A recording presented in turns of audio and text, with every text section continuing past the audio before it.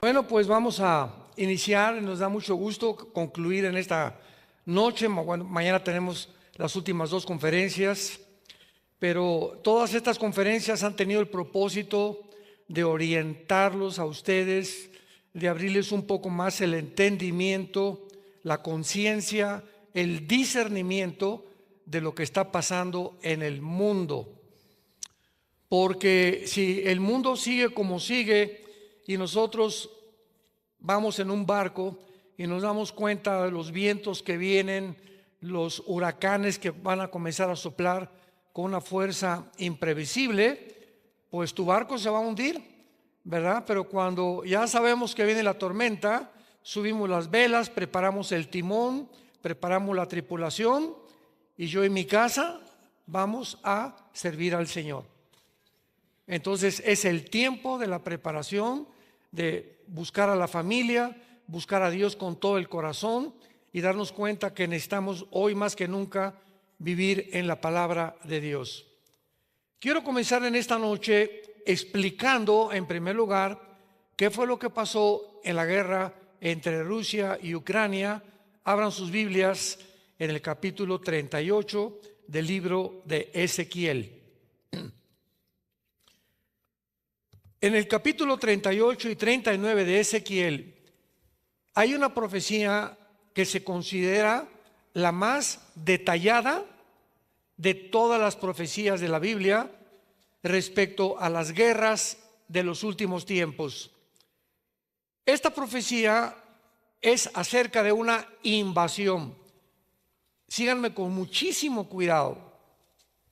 Una invasión que se profetizó hace más de 2500 años, que vendría del norte de Israel, y la Biblia hace 2700 años nos revela las naciones que vendrían en el siglo XXI, que antes ni siquiera muchas de estas naciones existían, pero que las podemos localizar no por el nombre, sino por la ubicación geográfica en la que la Biblia las describe o las detalla o las delinea.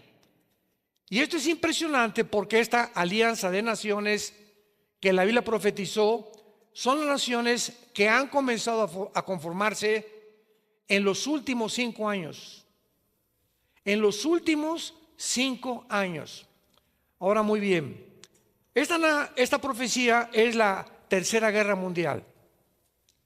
¿Cómo sabemos que es la profecía de la Tercera Guerra Mundial? Porque al acabar esta profecía en el capítulo 39 se revela, se describe, se detalla que es cuando Israel se convierte a Dios. Cuando reconoce Israel, Apocalipsis 1:7, reconocerán al que crucificaron y harán lamentación por él. Y sabemos que esto va a suceder en la segunda venida de Jesucristo.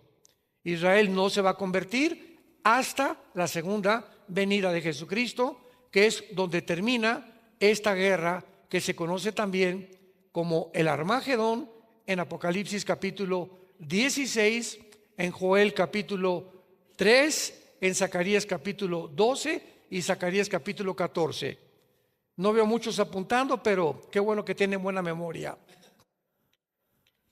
Esto es importante porque ha habido una serie de comentarios, y ustedes lo saben muy bien, en los medios de comunicación, que nos aproximamos a la Tercera Guerra Mundial.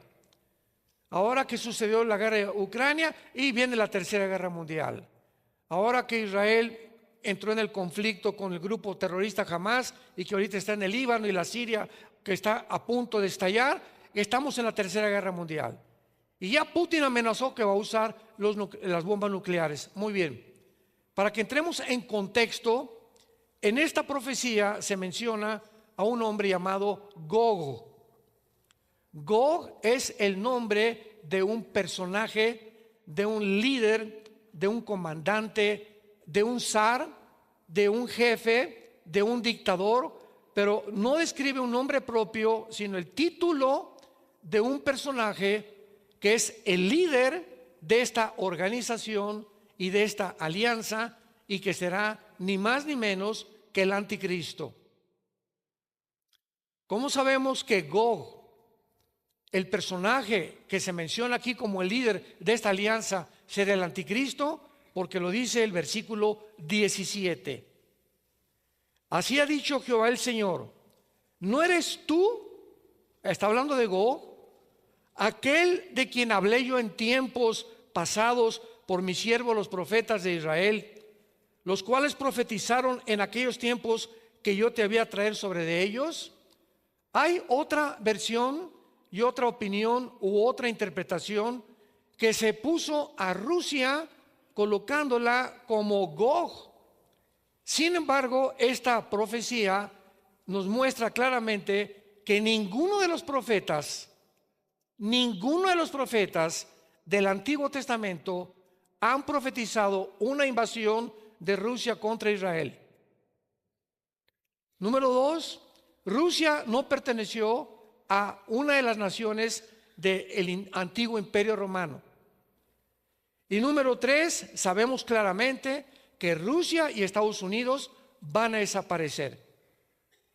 Para no ir más lejos, hace algunas horas, Rusia acaba de sacar de Siria su base naval, que es la única base naval que tenía Rusia en Siria, en el Mediterráneo, como algo estratégico para poder defenderse de buques que pudieran por el Mediterráneo atacarla. Cuando los rebeldes ahorita que se encuentran en Siria, o el grupo islámico ayudados por Turquía, han entrado ya a la ciudad de Homs, a la ciudad de Takar, y ahora están a punto de entrar a Damasco, tal vez hoy en la noche o mañana, y Rusia abandone Siria. Esto es inconcebible, porque todos los profetas dijeron, ¿verdad?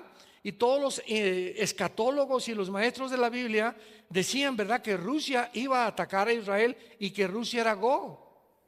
Y claramente nos muestra la Biblia que no es así. O sea, mientras vamos acercándonos más y más y más a la culminación del plan cronológico de Dios, vamos a tener más luz. Dice la Biblia que el camino del justo es como la aurora, que ve en aumento mientras el día es perfecto. Y la revelación de la Biblia es progresiva. O sea, hace 20 años no se sabía lo que se sabía hace 10 años. Y menos hace 10 años se sabía lo que actualmente Dios, de acuerdo a los acontecimientos y las piezas del rompecabezas que podemos colocar dentro del mapa bíblico, no podíamos esperarnos que esto pudiera suceder. Hasta que hace 5 o 6 años comenzamos a ver que Rusia ataca a Ucrania y que Ucrania pertenece a lo que la Biblia llama aquí Magog. Gog en tierra de Magog. Muy bien. ¿Quiénes fueron los magogitas? Los magogitas proceden de los escitas y de los bárbaros. Y Magog es la zona geográfica que se encuentra al sur de Rusia, donde se encuentran las 15 repúblicas que se rebelaron o que se separaron con la caída de la Unión Soviética en 1991, cuando Mikhail Gorbachev pudo, junto al Papa Juan Pablo II, fue al Vaticano en 1900, cuando en el 89 cae el muro de Berlín, que separaba Berlín Oriental de Berlín Occidental, y comienza la Unión Soviética a desmoronarse ante el mundo, ante la fachada que proyectaron de que Rusia, poderosa por aquí, por allá, y se derrumba la ideología comunista. En 1991, Mikhail Gorbachev se enfrenta en el Vaticano, sabiendo que iba a tener una audiencia mucho mejor, y dice las siguientes palabras. Esto se encuentra también en su libro La Perestroika, que significa la reestructuración del sistema y de la ideología comunista. Y dice Mikhail Gorbachev, la Unión Soviética, por 2 razones. Número 1, porque sacamos a Dios de nuestra nación. Y número 2, porque nos aislamos del mundo capitalista. Y hemos llegado a comprender que es imposible que una nación sobreviva sin otra nación.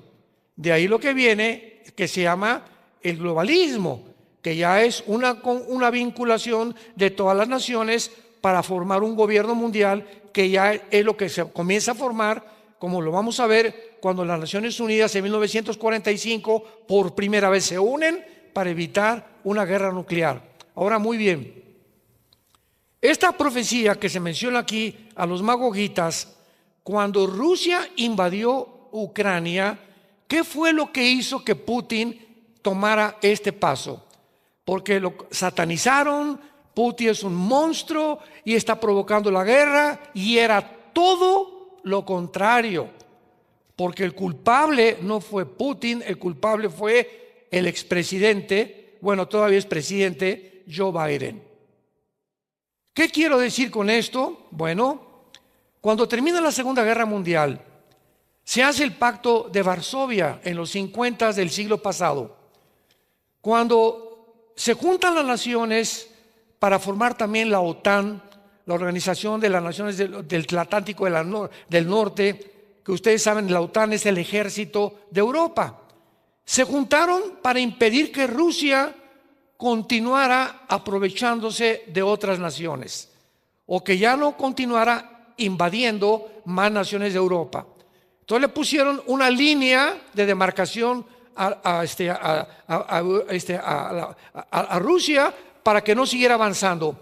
Y esto, en el Pacto de Varsovia se hace un tratado que dice lo siguiente: prometemos, dice la OTAN, el ejército de Europa, prometemos que no vamos a avanzar ya hacia el norte, oriente de Europa para poder involucrar más naciones con la OTAN. Principalmente Ucrania, porque Ucrania se encuentra un misil a 15 minutos de Moscú. Es la nación vecina de Moscú, Ucrania. Y Ucrania no pertenece a la OTAN. Todas las naciones que pertenecen al ejército de OTAN en Europa, si atacan España, o atacan Italia, o atacan Bulgaria o Rumania, tienen que entrar todas las naciones. Así lo determina el artículo 5 de la OTAN. Pero como Ucrania no pertenece a la OTAN, y cuando Rusia ve, o Putin ve, que comienzan a violar el Pacto de Varsovia, donde prometieron que no iban a avanzar a conquistar más terreno, y se van acercando a Ucrania bajo la orden del presidente de Estados Unidos, porque Europa siempre ha sido el pollito de Estados Unidos, porque Europa siempre ha visto a Rusia como su enemigo. La única razón por la cual se sometan a Rusia los europeos es porque Rusia provee el 65% del gas a Estados Unidos. Entonces imagínense, ahora vamos a verlo más adelante, que cuando comienzan a sancionarlo económicamente a Rusia por invadir Ucrania, simplemente Putin dijo: les voy a cerrar el gas. Y van a ver el invierno que van a pasar. Entonces Rusia tiene el Nord Stream, que es un acueducto que llega a Alemania, y de Alemania surte a la Unión Europea del gas de Rusia. Vean cómo está la situación. Entonces Putin ve que están avanzando y rodea a Ucrania con 150,000 soldados. Así comenzó el conflicto. Dice: no, aquí no se van a acercar a Ucrania, ni van a violar el pacto que hicieron. Porque si el presidente Biden, en sus ambiciones de poner misiles nucleares apuntando a Rusia, jamás Rusia lo iba a permitir. ¿Se acuerdan ustedes que desde la guerra de la Segunda Guerra Mundial, el único tiempo en el que el mundo se encontró bajo una amenaza nuclear fue en la década de los 60, cuando Nikita Khrushchev, el ministro de Rusia, puso misiles rusos aunado con Fidel Castro apuntando a Estados Unidos? Y resulta que en esa época comenzaron a desarrollarse los satélites de comunicación intercontinental. donde ahorita, ¿verdad? Vemos lo que está pasando ahorita en Alepo, en Italia, podemos ver en la televisión lo que está pasando, el tsunami o en California. Los satélites nos ayudan a poder ver un evento al mismo tiempo en el mundo. Entonces, cuando comienzan a avanzar los soldados de la OTAN hacia Ucrania, el presidente Biden dice: vamos a apuntarle a Rusia. En los 60s, cuando el presidente John Kennedy le avisaron: oye, acaban de llegar los rusos, dizque con barcos que traían cargamento, y ya los satélites acaban de confirmar que son misiles apuntándonos a nosotros. Entonces imagínense ustedes de Cuba apuntando a Estados Unidos con armas nucleares. El presidente John Kennedy reaccionó de una forma positiva y muy valiente y le mandó un ultimátum a Nikita Khrushchev, el ministro de Rusia: o sacas los misiles o entramos a una tercera guerra mundial, porque no vamos a permitir que nadie nos esté apuntando con misiles nucleares. Bueno, pues Nikita Khrushchev, gracias a Dios, que reaccionó, sacaron los misiles y se retiraron a Rusia. Se salvó el mundo de la Tercera Guerra Mundial en 1960-61. Desde entonces no había habido otra amenaza, pero el presidente Biden ahora le dice a Europa: vamos a poner misiles en Ucrania apuntando a Moscú. Entonces es lógico que Putin haya reaccionado y aquí no van a entrar, ¿verdad? Y cuando la OTAN comienza a mandar armamento a Ucrania y el presidente Biden comienza a enviar casi $1 billón al mes a Ucrania, dice que para armas y para aquí, para allá, cuando se descubrieron los laboratorios químicos que ahora hay en Ucrania, etcétera, etcétera, Putin se enoja mucho más y entonces entra a Ucrania. Bueno, finalmente Ucrania son rusos.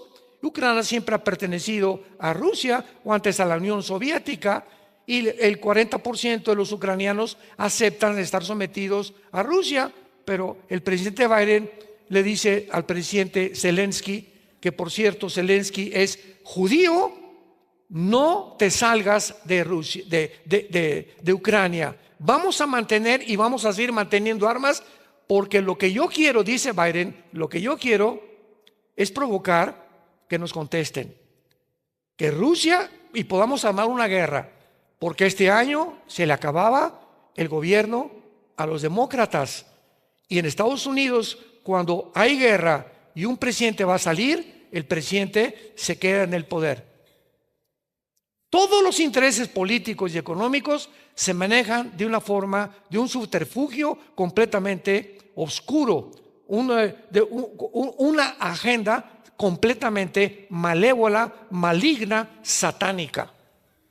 Entonces esto ha crecido y crecido, pero el mundo no sabe lo siguiente: Rusia no tiene una naval, Rusia no tiene aviones, Rusia no tiene infantería. Es una nación pobre también económicamente. ¿Cuál es el poder de Rusia?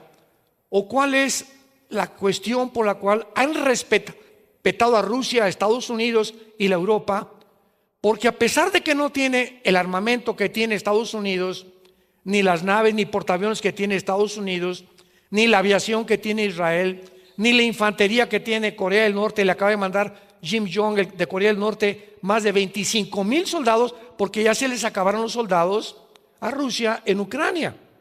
Entonces el poder de Rusia estriba en que Rusia es la nación más poderosa del mundo nuclearmente. Las armas nucleares que Rusia tiene no las tiene nadie. Tiene 2 submarinos, uno se llama Satán, donde es imperceptible y no se le puede rastrear. Y los tiene estacionados en el Atlántico y en el Pacífico, apuntando a Estados Unidos, en aguas internacionales, donde nadie les puede prohibir que ahí se encuentren. Y Rusia, una sola bomba acaba con Ucrania. Pero Rusia se ve impedido porque como no tiene infantería ni tiene nada, la única forma que puede actuar es con armas nucleares. Y este es el peligro, que han encerrado a Putin como un león herido, y cuando encierras al león es cuando más peligroso se vuelve. Entonces, este mes y de aquí al 20 de enero, que el presidente Trump tome poder en Estados Unidos, vivimos el tiempo más peligroso desde 1960 en la historia del ser humano. Porque de aquí a enero puede Putin, presionado todavía por Estados Unidos, poder enviar nucleares. El presidente Trump, de una forma bastante inteligente, ahorita está en París, se acaba de reunir, se fue con Elon Musk a reunirse con el presidente Macron y está tratando de decirle a Putin, ¿sabes una cosa? Espérense para que yo llegue el 20 de enero como presidente, y cuando yo llegue se va a acabar la guerra entre Ucrania y entre Rusia. ¿Qué plan tiene Trump para decir que él puede acabar la guerra entre Rusia y Ucrania? Es lo más sencillo del mundo. Trump simplemente va a hacer lo siguiente: Zelensky, presidente, ríndete.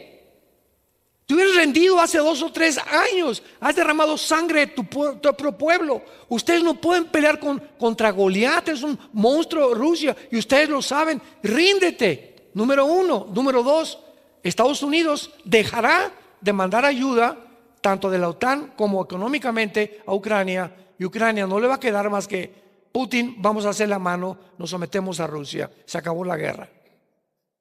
Tan sencillo como eso.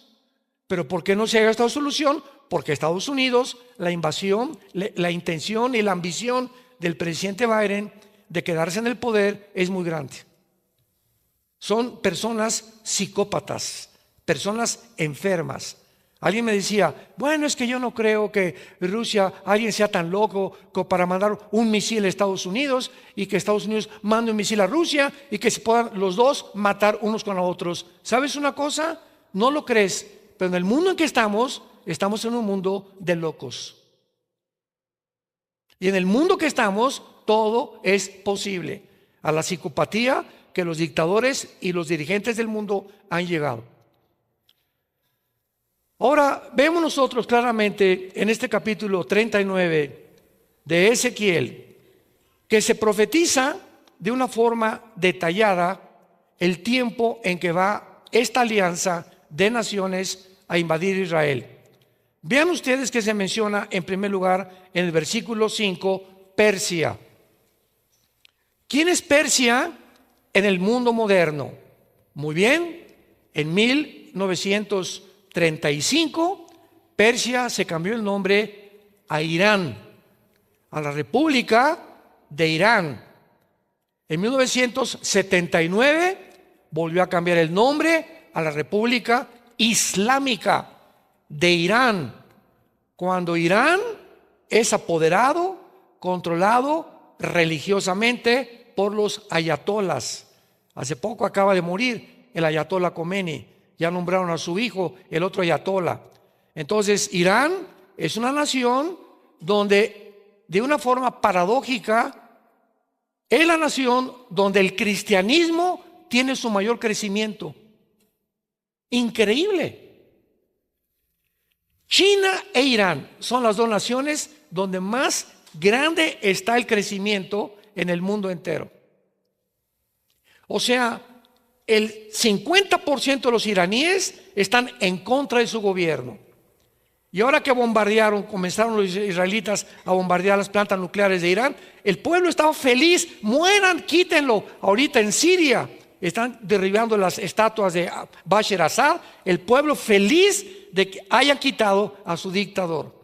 Siempre son los pueblos, como dijimos ayer, los que sufren de manos de los dictadores, de locos, ¿verdad? Como el presidente de Estados Unidos y otros dictadores que tienen un sueño enfermizo de conquistar y de dominar y controlar el mundo algún día. Entonces Rusia, ¿verdad? Actualmente pues ya está replegándose, ya se salió de Siria, está debilitado. Irán ya se salió de Siria hace 2 días, Irak y Siria está quedando en manos de un grupo que se llama el Islámico. Y si ustedes conocen la teología del Islam, ellos están esperando a un Mesías que se llama el Mahdi. Y el sueño de ISIS, el antiguo grupo islámico, ¿se acuerdan de los terroristas que ponían en la playa a todos y les cortaban, los vestían anaranjado a las víctimas y les rebanaban el cuello, la cabeza? Era un grupo que decapitaban a todos, porque el Islam es la única religión que decapita a sus víctimas. Entonces, este grupo islámico dicen que después de una guerra en el Medio Oriente va a surgir el Mahdi. Y cuando surja el Mahdi, para nosotros será la persona del anticristo, como también lo mencionamos en la conferencia de ayer. Entonces vemos qué increíble que Irán va a sobrevivir, ya se retiró de Siria, pero Irán va a volverse a unir con Siria en los próximos meses o años, que se vuelvan a reagrupar otra vez y que tomen el control los islámicos del Medio Oriente. Pero para que el Islam controle el Medio Oriente, ¿qué tiene que pasar? Rusia tiene que caer y Estados Unidos también. Porque mientras Rusia y Estados Unidos estén vigentes o estén pendientes de lo que pasa y de apoderarse del 65% de las reservas petroleras que hay en el Medio Oriente, porque es la ambición de Rusia y Estados Unidos, es una guerra por el petróleo, porque el que controla el Medio Oriente controla el mundo, porque es el petróleo, le llaman el oro negro. Y tanto Rusia como Estados Unidos saben que la manzana de la discordia está en apoderarse del petróleo. Pero ahorita el Islam no quiere que ni Rusia ni Estados Unidos controle el Medio Oriente. Entonces Rusia bíblicamente va a caer, Estados Unidos bíblicamente no aparece en las profecías bíblicas.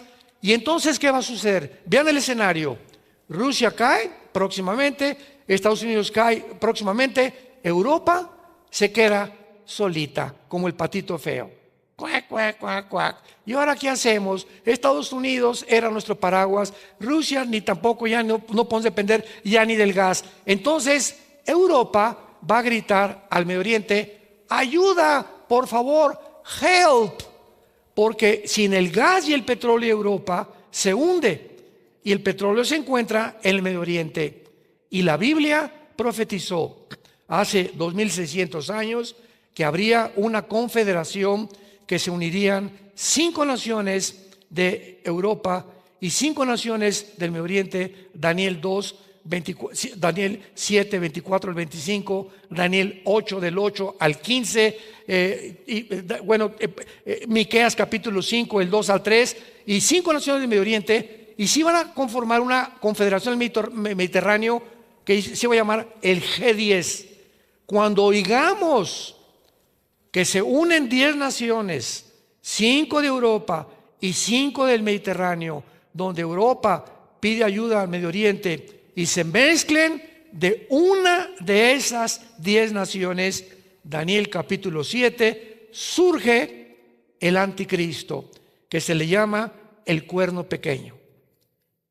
El nombre de pecado, el hijo de perdición o la bestia, como se le conoce en el Apocalipsis. Ahora, muy bien, veamos también aquí en el versículo 5 y 6 a las otras naciones que conformarán esta alianza. Es interesante que cuando Rusia invade Ucrania, Turquía, ojo con Turquía, porque Turquía figura en las profecías de los últimos tiempos como de los líderes del Islam. Y actualmente el presidente Erdogan lo ha repetido varias veces: yo quiero ser el líder del próximo califato y el próximo mufti, que es el inspirado o el líder, que no va a ser él, va a ser el Mahdi, que va a ser el anticristo. Pero lo interesante es esto: Turquía pertenece a la OTAN. Y hace algún tiempo, ¿se acuerdan que Inglaterra se salió de Europa? ¿Se acuerdan del Brexit? El famoso Brexit. Y cuando Inglaterra se sale de Europa, entonces pues la Unión Europea se queda sin los impuestos de Inglaterra. y comienza a debilitarse los bancos, el Banco Internacional, el Fondo Monetario Internacional en Europa por la salida de Inglaterra. Y ahora en Europa, el único ejército que Europa tiene poderoso se encuentra en Turquía. Y cuando Putin invade Ucrania, Turquía dependía del trigo de Ucrania.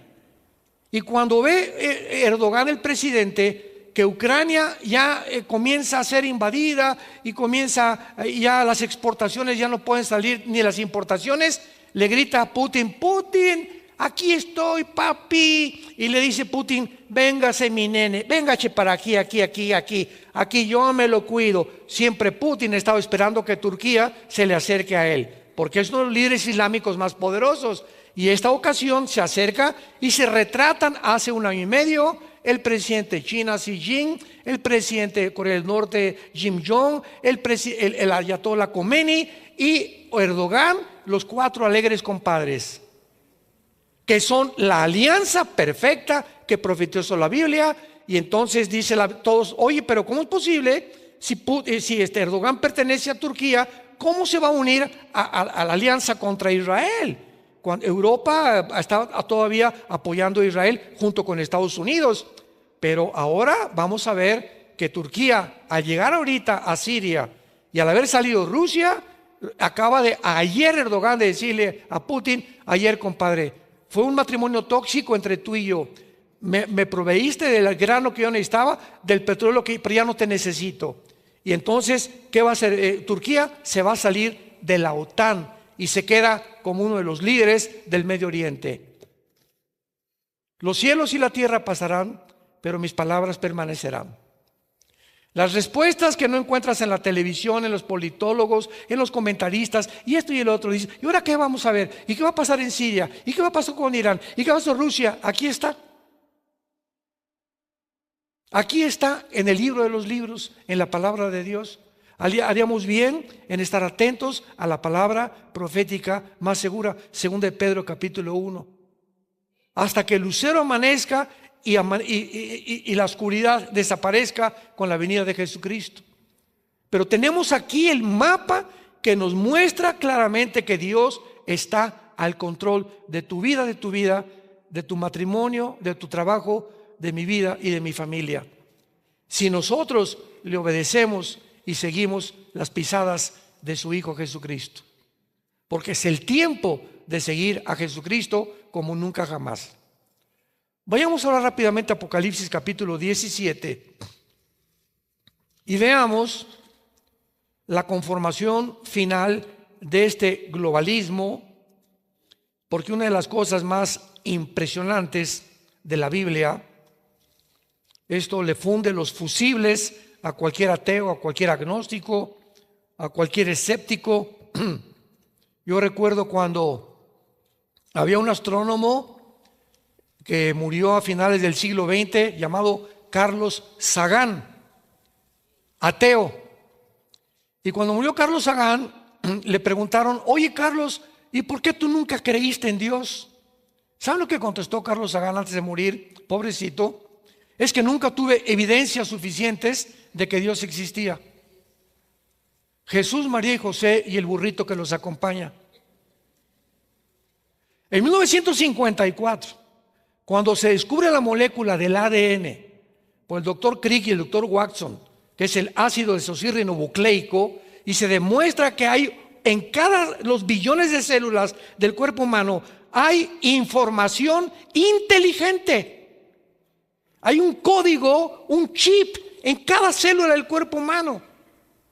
Y Dios escribió en cada una de tus células quién eres, tu tamaño, tu estatura, tu color de ojos. Toda la genética se encuentra en cada célula del ser humano. ¿Cómo pudo haber sido por un accidente? Porque es el argumento de los ateos. ¿Cómo es cuando yo debato? Son mi plato favorito los ateos. Cuando debato con un ateo, ¿verdad? Le pregunto: ¿quién hizo el universo? El Big Bang. ¿Y qué es eso? Hubo una gran explosión. Número 2, ¿quién la produjo? no chepo. O sea, la nada produce algo. Ahora, si yo continúo siguiendo esta línea elemental de lógica que tú me estás tratando científica, astronómicamente, pseudocientíficamente explicarme, quiero preguntarte, ¿la materia produce la conciencia? ¿La materia produce el pensamiento? ¿La materia piensa? ¿De dónde vino entonces la conciencia? Yo soy y pienso. Soy un espíritu, tengo un cuerpo, entonces pienso y me doy cuenta que estoy en contacto con un universo que me rodea y que tiene que haber forzosamente, somos diferentes a los animales y que tiene que haber una adoración de un Dios, porque nunca he visto a los conejitos, alabaré, ni a los changos ni a los hipopótamos, alabar a Dios. No es la conciencia de un ser supremo más que en el ser humano. Solamente a tu abuelita se parece a Chita, le dije.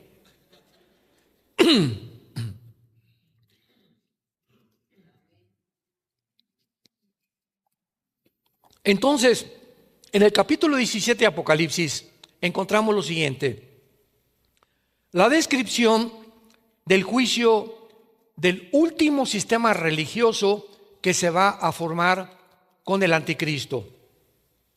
La Biblia profetizó hace 2000 años, damas y caballeros, señores ateos y maestros universitarios que nos escuchan y que nos acompañan. ¿Cómo es posible que este libro, la Biblia, haya profetizado hace 2000 años cómo iba a acabar y cuál iba a ser el último sistema de gobierno de las naciones antes de que terminara la población humana en este planeta? ¿Cómo es posible que el apóstol Juan, que escribió el Apocalipsis, haya dicho en el capítulo 13 que vendría un sistema en los finales tiempos llamado el anticristo, que marcaría a los hombres con el 666 y que a través de esta marca controlaría la economía del mundo? Para que esta profecía hubiera podido cumplirse, número 1, se tenían que inventar los chips. Número 2, se tenían que inventar las computadoras. Número 3, se tenía que inventar algún sistema central o un banco central como el que está en Bélgica actualmente, con una computadora que se llama la Bestia, para que pudiera controlar al mundo entero, cosa que ahora es posible a través de la cibernética. Ahorita vengo yo de Estados Unidos hacia acá y en el aeropuerto ya no enseñan ni tu pasaporte. Por favor, ve a la cámara y te retratan el iris. ¿Quién les dio mi foto? Ahorita que cuando yo regrese a Estados Unidos el día de mañana, voy a llegar, ya no necesito el pasaporte, ya llego sin pasaporte a migración de Estados Unidos. ¿Qué hago? Me paro ante una máquina y le aprieto un botón y me toma la foto sin el pasaporte. Y cuando yo paso me dice el de inmigración: Armando, sí, ya sabe mi nombre y ya tiene registrado que estoy registrado en la cámara. Y me dice: pásale. Y así manejan a la gente ahora. ¿Cómo pudimos llegar a ese punto? Este sistema de tecnología nos demuestra que estamos en la primera generación donde un solo hombre puede gobernar el mundo tecnológicamente. Si esto no se hubiera inventado, era imposible que la Biblia se cumpliera. Es increíble.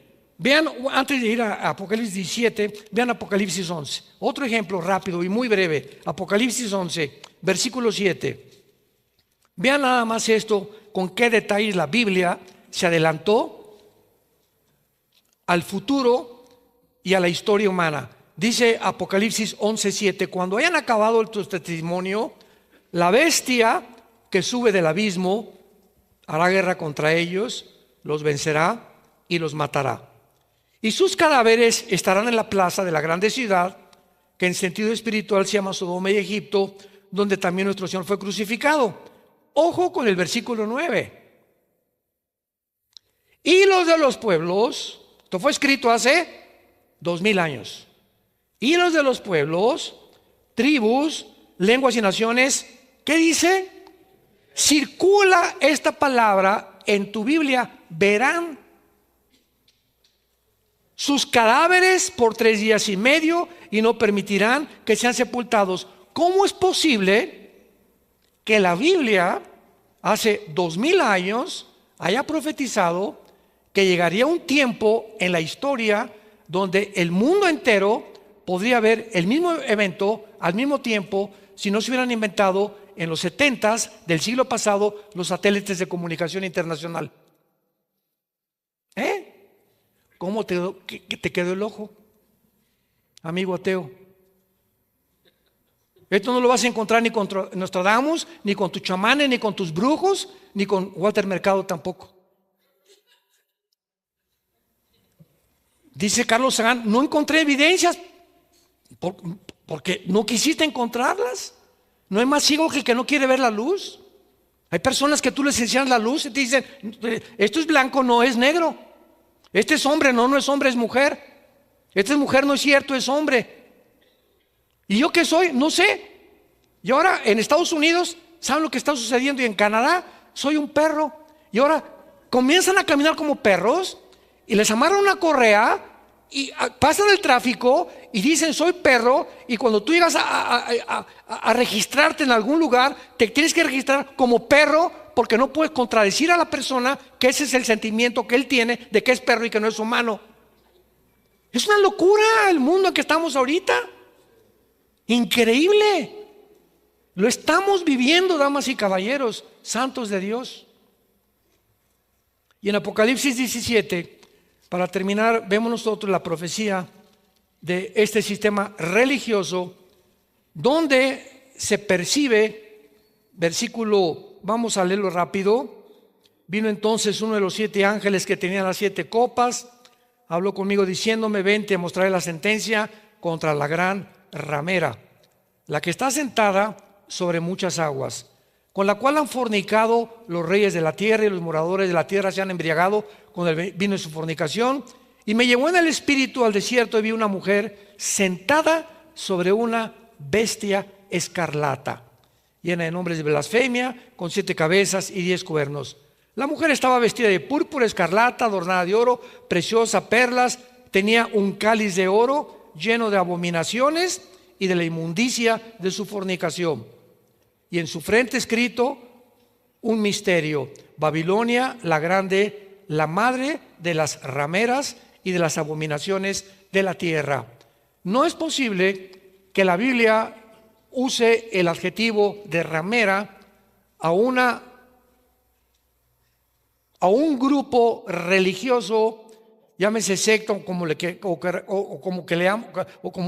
queramos llamar, si ese grupo, aún al Islam no se le puede llamar así, ¿verdad? Ni tampoco al budismo. Entonces aquí estamos viendo que hay un grupo religioso que Dios le llama, tú has apostatado, porque en el Antiguo Testamento Dios le llamó a Israel que había fornicado con Siria y con los demás imperios, porque cuando la fornicación se usa en el sentido espiritual es cuando Israel se vende a las naciones, y en el sentido físico es cuando una mujer, ¿verdad?, por tener dinero, su cuerpo lo ofrece en $500, no sé, pero la palabra prostitución significa el sexo que se vende, o el amor que se vende por conveniencia. Cuando la secretaria le dice el jefe de su oficina, te invito a Acapulco, y le ves que tienes el anillo de casado, y ahí va la burra muchacha y se va con el jefe sabiendo que está casado. ¿Por qué? Porque le va a ofrecer un mejor salario y va a tener, ¿qué está haciendo esa muchacha? Se está vendiendo. ¿Por qué? Para que le den un mejor trabajo, una mejor posición. Por eso ustedes que son solteras, cuando ven un hombre así, acuérdense que cuando tenemos este anillo, esto significa que ya no salimos del mercado, que ya no estamos a la venta, que de las millones de mujeres que hay, ahora con la única que tengo que quedarme es con mi esposa hasta que la muerte nos separe. Y es lo que Dios está buscando, y es lo que se llama el adulterio físicamente. Entonces aquí se retrata a una organización donde se ha prostituido con los reyes de la tierra. ¿Cuál es la única religión en toda la historia, en el mundo, que durante 18 siglos controló los reyes de Europa? Número 1, ¿quién es la única organización que tiene un lugar político en las Naciones Unidas? No son los hindúes, no son el Islam, no son los budistas, es Roma. Y lo dice el versículo 18, y la mujer que has visto es la gran ciudad que reina sobre los reyes de la tierra.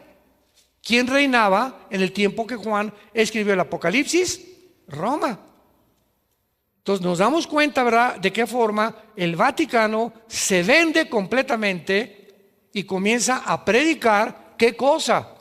Que Roma salva, no Cristo. Que son los santos los intercesores y no Jesucristo. Que María es la madre de Dios. ¿Cómo puede ser la madre de Dios? Entonces es diosa. Es la madre de Jesucristo, hombre, pero no puede ser la madre de Dios, porque si la madre de Dios sería eterna, y el único que es eterno es el Padre, el Hijo y el Espíritu Santo. Y así comenzamos a descubrir tantas cosas. Yo me acuerdo cuando yo quería ser cura, cuando descubro todas estas cosas, me decepciono de la religión, pero no de Jesús, porque nadie me enseñó de Jesús. Yo creí que era una falsedad. Dije, ¿cómo es posible que mi padre nos haya enseñado una religión que se contradice y que está contra la Biblia? Y fui con un arzobispo y le pregunté cuando tenía 16 años, oiga, señor arzobispo, dígame usted sinceramente, porque a mi padre les encantaba invitar a religiosos a nuestra casa y comíamos con ellos. Era muy religioso, mi papá traía el cordón de San Francisco aquí amarrado. Y tenía sus veladoras y teníamos todos los ritos y las ceremonias de esta religión.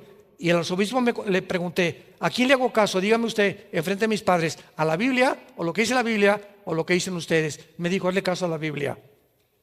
Y en ese momento me di cuenta que le dije a Dios, voy a buscar a Jesús y no una religión. Y cuando encontré a Jesús, descubrí que Jesús no es una religión, es una relación personal, viva, dinámica, orgánica, con alguien que vive y que resucitó de los muertos.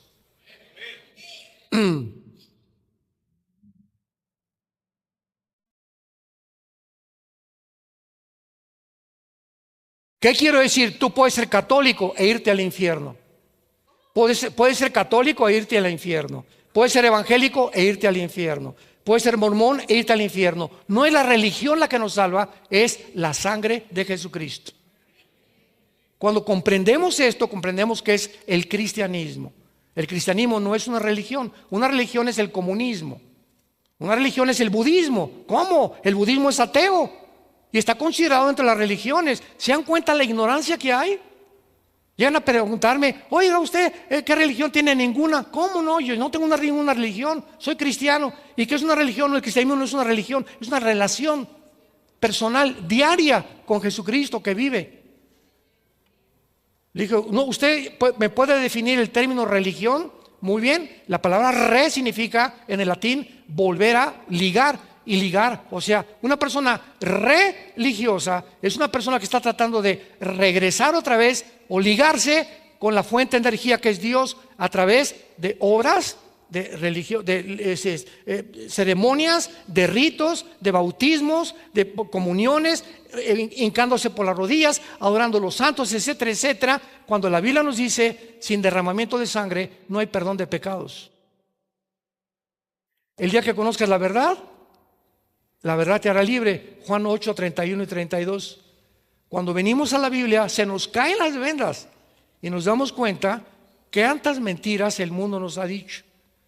Pues se van a unir al final, ¿verdad? La iglesia romana, se va a unir también el cristianismo apóstata, se van a unir con los mormones, se van a unir con los brujos, se van a unir con los maometanos, con los budistas. La unión de todas las religiones se llama el ecumenismo, que inició el Papa Juan Pablo II en la ciudad de Isis en los 90s, cuando invocó a todos los líderes religiosos, incluyendo a los brujos y a los chamanes, diciéndoles, todos nosotros adoramos el mismo Dios.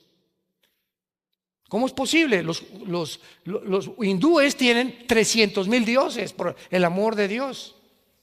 Los budistas no creen en Dios, es una religión atea. El Islam dice Alá, ¿verdad? El que no siga el Islam lo matamos. Entonces, ¿cómo puedo decir que estamos iguales cuando Jesucristo dijo, yo soy el camino, la verdad y la vida? Qué radicalismo y qué forma tan preciosa de Jesús de poder hacer una exclusividad de que sin Él el mundo está perdido. Pero el mundo, ¿verdad?, quiere que todas las religiones salvan, como dijo una vez una persona, sigan todos una religión que aquí todos nos vamos a salvar. Y la pregunta que yo te hago es la siguiente: si las religiones salvan, ¿cuál fue el propósito del sacrificio del Hijo de Dios en una cruz? Dios hubiera dicho: mijitos, pórtense bien, cada quien siga su religión y nos vemos en el cielo. Hagan buenas obras y hagan el bien y nos vemos en el cielo. Y cuando Jesucristo en Getsemaní cae de rodillas con la sangre que se le sale por las capilaridades de la piel, le dice: Padre, si es posible, si hay otra manera en la que el mundo pueda ser salvado, por favor hazlo, porque tú y yo vamos a ser separados en la cruz. Y el Padre le dijo: Hijo, no hay ninguna otra manera, tú tienes que morir y tienes que pagar por los pecados de la humanidad. Y si nosotros no creemos esto, hacemos a Dios mentiroso. Y Cristo es una blasfemia para las personas que creen que las religiones son las que nos salvan. Qué palabra tan dura es esta de oír, pero se las tengo que decir, porque es el camino, la verdad y la vida. Y tú puedes en esta noche venir a la cruz, no a una religión, venir a la cruz y arrepentirte de tu vida. Y comenzar, gracias a Dios, que dentro del mismo catolicismo ya se lee la Biblia. Hay muchos católicos que están siendo salvados, gracias a Dios. Gracias a Dios que la Madre Teresa, cuando llegó a Nueva York, le dijeron: oiga, Madre Teresa, pero ¿cómo es posible que usted viva allá en Calcuta con los leprositos? ¿Por qué no hace un seminario aquí grandísimo en Nueva York con aire acondicionado? Y la Madre Teresa, la chaparrita que como era, le contesta a los periodistas y les dice: porque he descubierto que no es en el medio ambiente ni en el lujo donde yo puedo ser feliz. Yo soy feliz con mis leprosos porque Dios está conmigo y me regreso a la India. Entonces no es el medio ambiente el que te hace feliz, es tu relación con Jesucristo. Y tenemos grandes ejemplos de grandes católicos que han encontrado a Jesucristo, que se han dado cuenta que no es una religión, sino tienes una relación diaria, viva, orgánica, con alguien que vive en las mañanas a través de la Biblia. Eres una persona religiosa, pero no eres cristiano. Cristiano es la persona que recibe al Espíritu Santo. La palabra cristiano, Cristo significa ungido, anos en el griego es pequeño. ¿Quién es un cristiano? Es una persona que tiene la unción del Espíritu Santo.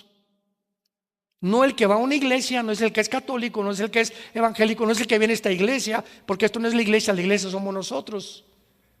Donde 2 o 3 se junten, ahí estamos. Ya no, esto no es un templo, esto es un edificio, y Dios ya no habita en templos hechos por manos humanas. Entonces, cuando tú entiendes esto, entiendes la Biblia, entiendes el camino y estás preparado para encontrarte con tu Dios. Y Él viene más rápido de lo que nos imaginamos. Y en esta noche Dios te dice que te ama. De tal manera amó Dios al mundo que dio a su Hijo unigénito, para que cualquiera de ustedes que en Él cree no se pierda, mas tenga la vida eterna. Mas Dios muestra su amor para con nosotros en que, siendo pecadores, Cristo murió por nosotros. Él fue despreciado y desechado por los hombres, experimentado en quebranto, y Él sufrió nuestras enfermedades, nuestros dolores. Nosotros le tuvimos por azotado de Dios y abatido, mas Él llevó tus pecados y llevó mis pecados cuando abrió sus brazos en una cruz, con su rostro ensangrentado, con sus manos sangrando. En ese momento le dijo: Padre Santo, ¿por qué me has abandonado? Y la respuesta del cielo fue: porque en ese momento tú estás llevando el pecado de la humanidad. Yo soy un Dios santo. Y en ese momento algo misterioso pasó. A las 3 de la tarde se hizo la oscuridad. El Padre se separa de su Hijo. Jamás en la historia ha sucedido eso. El Padre se separa de su Hijo porque el Padre no puede ver el pecado. Y el momento en que Jesucristo lleve el pecado, solamente le grita al Padre: en tus manos encomiendo mi espíritu. Y en ese momento Jesucristo lleva tus pecados, tus adulterios, tus mentiras, tus fraudes, tu hipocresía, mis mentiras en su cuerpo en la cruz. Y ahora Dios te dice: ¿sabes una cosa? No importa lo que has hecho. Oiga, pero yo he abortado 8 personas. He matado a 30 personas. La sangre de Cristo nos limpia de todo pecado. Este es el mensaje de la cruz. Y esto se llama gracia. Ay, sí, qué fácil, ¿verdad? Ay, sí, al ladrón junto a la cruz, asesino, borracho, parrandero y jugador. Y ahí en la cruz Cristo le dice, hoy estarás conmigo en el paraíso. Y los fariseos, como los religiosos, ay, sí, ¿no? Y yo que me voy de rodillas, y yo que me golpeo todos los días el pecho, ¿a poco ese es tan fácil y ese fue al cielo? Así es, se llama gracia. Y esa palabra no se encuentra en ninguna religión. Y es la palabra que aprendemos en el cristianismo. No es por nuestras obras la salvación, para que no nos jactemos, para que no nos enorgullezcamos. Tú no vas a llegar al cielo y le vas a decir, te va a decir Pedro, ¿por qué te dejo entrar, doña Carmelita? Porque hice 2 asilos, porque hice 3 orfanatorios, regrésese al infierno. ¿Pero por qué? Porque cuando tú le digas a Pedro, porque creí en Jesucristo y su sangre me limpió, pásale. No es por obras que hayamos hecho, sino por lo que Él hizo en la cruz entre nosotros. Todas las religiones predican, haz algo. El cristianismo nos dice, Dios ya lo hizo en una cruz. Es la respuesta a la profundidad y necesidad más grande del ser humano. ¿No quisieras tú en esta noche entregarle tu vida a Jesucristo y asegurarte que si esta noche tú te mueres, un accidente, un ataque al corazón, una embolia, ¿quién puede tener la seguridad de vivir mañana? Nadie. Cuando oigas su voz, no te endurezcas. Esta noche Dios te ha hablado.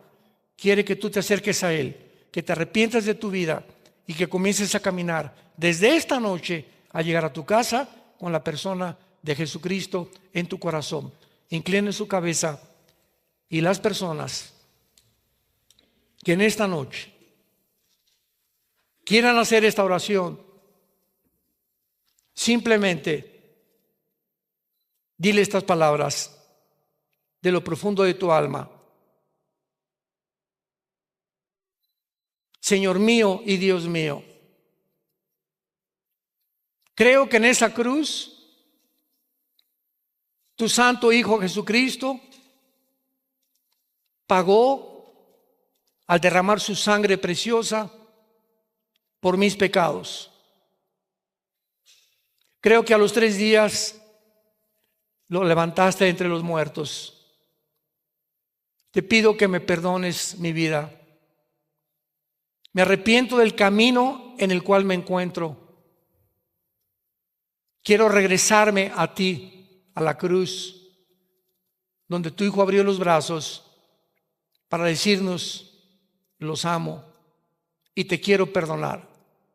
No importa lo que hayas hecho en tu vida pasada, en la sangre de mi Hijo, dice Dios, hay perdón en tu vida. Y como creo, Jesús, que tú vives, te pido en este instante, lo más precioso de mi vida que me has dado, que entres a mi corazón. Jesús, te recibo como mi Señor y mi Salvador. Te abrazo, Jesús, y te doy gracias por la vida eterna que me das, inmerecidamente. Siendo yo pecador, pecadora, ahora me consideras santo y santa delante de tu presencia. Te pido ahora por la salvación de mi familia. Hazme un instrumento para llevar este mensaje de tu amor en esa cruz al mundo, comenzando con mis hijos, mis padres que viven en las tinieblas totales, muchos en sus religiones engañados por no conocer la verdad en las Sagradas Escrituras. Y la corta vida que tú me des, la quiero vivir para ti, para compartir este mensaje glorioso que tú nos amas y que hay perdón en la cruz de Cristo, en quien oramos y te damos las gracias. Amén. Los cielos y la tierra pasarán, pero mis palabras permanecerán.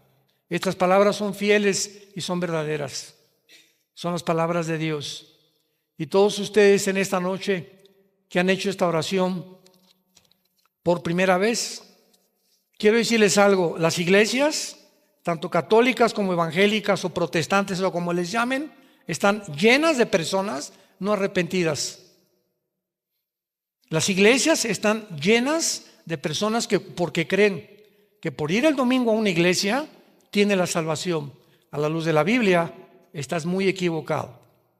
Y qué sorpresa te daría si te murieras y abrieras los ojos y descubrieras que viviste engañado durante tu vida. Y que en esta noche Dios te quiso abrir los ojos y que quisiste salir por esa puerta, como entraste en la oscuridad de tu vida, porque le dijiste a Cristo: no creo, te rechazo, déjame seguir viviendo mi vida como a mí me da la gana. Y esta es la condenación, que los hombres escogieron las tinieblas en lugar de la luz. ¿Por qué? Porque sus obras eran malas. Porque todo aquel que viene a la luz, sus obras son manifestadas, que son hechas en las tinieblas. Y el mundo odia la verdad. El mundo odia la luz. Por eso crucificaron a Cristo. No pudieron soportar la verdad, ni la luz que Él nos traía con su vida.